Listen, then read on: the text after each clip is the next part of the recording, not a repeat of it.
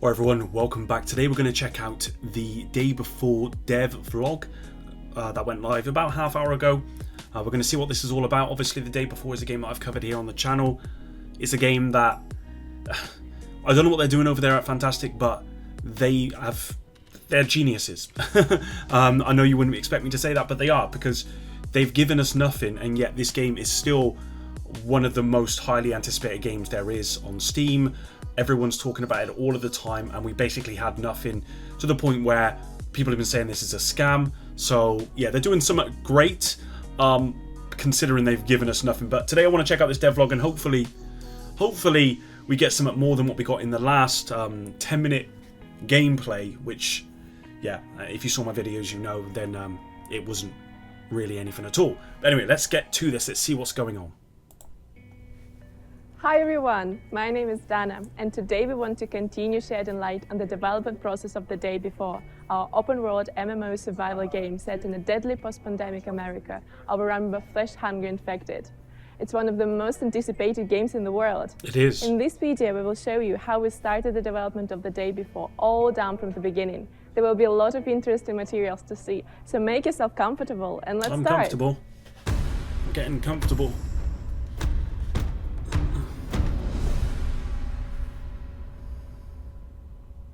The development process of the day before started at the beginning of 2019.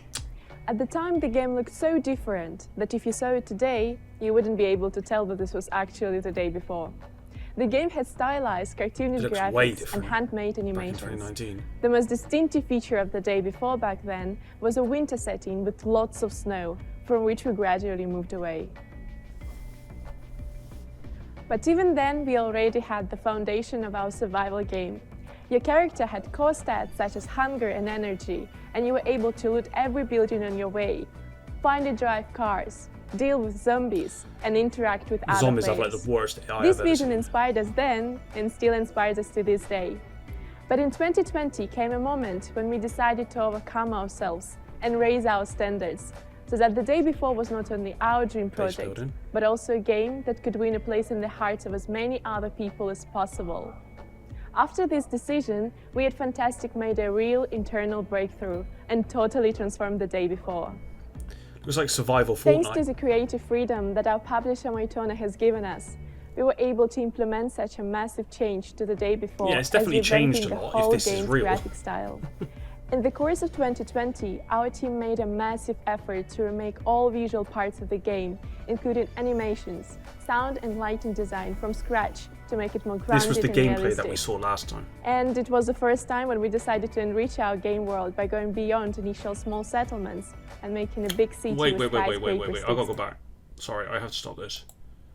That to me looks exactly like The Division, like an actual screenshot from The Division. And I haven't covered this on the channel, guys, but in the gameplay footage that they gave us the last time, I believe they used the exact same transitions, the exact same everything, basically, from Black Ops 3 trailer, I think it was. Exactly the same timings, everything was exactly the same. It's almost like it was cut and paste, but instead they used their assets as opposed to the assets from Black Ops 3. And this to me looks exactly like The Division 1, I believe it is.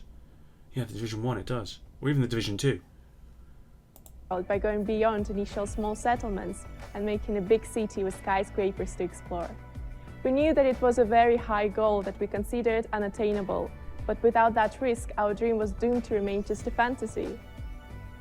At the same time, our team was constantly growing in numbers. We gained a lot of new experience, created additional departments, and even put together a small team to use our expertise in stylization and start developing Prop Night, which significantly increased our level of professionalism and allowed us at Fntastic to transform from a small local team into an international organization with a great vision and culture of volunteering. At first, we were still trying to preserve some glimpse of the stylized look, which you have partly seen in our first announcement trailer. Especially, yeah, this was the trailer that got everyone hyped. In the character's design, which was again completely changed as of today. But that release of the announcement trailer was a defining moment when we realized that the game was not only our dream, it became a dream of many people around the world. And ever since, we were not alone in our journey. Your tremendous support fueled our determination toward our shared dream to this day. We even have volunteers who have been helping us with our Discord server and Steam page ever since. Throughout the course of the development process, our standards are constantly getting higher. Changes have taken over all of our characters, including all their clothing and equipment. Realistic version. Over all of our Okay. characters, including all their clothing and equipment, such as weapons and attachments. And all of our zombies, Weapons with are both way sides better, of receiving a course. female version with another sets of animations that are now entirely recorded using motion capture. We needed to make our characters and zombies as human-like as possible, so we added a lot of additional and transitional animations, especially for the zombies, which have also received a realistic body dismemberment system. Besides the characters, we've also redesigned our vehicles and increased their number, because to this day the player's car remains a core aspect of the game. You can see And of course, the we've huge changed and difference in retextured hundreds of the our style buildings that and they've gone nature for and environment assets to reach the compared to what it highest was level of quality. until now. Constant modification and improvement have affected other essential parts of the game, such as zombie AI, character control and shooting system, and many others. I mean, At the The same zombie time, AI a looks- lot of work has been done doesn't to look like there is implement any. and improve other game mechanics. For example, what character is customization. this? Your stamina drains 5% faster. So what are these like talents or something? Camel or drinks quench thirst more effectively. Any food state satisfies hunger more effectively. Each route and switch weapons. Okay.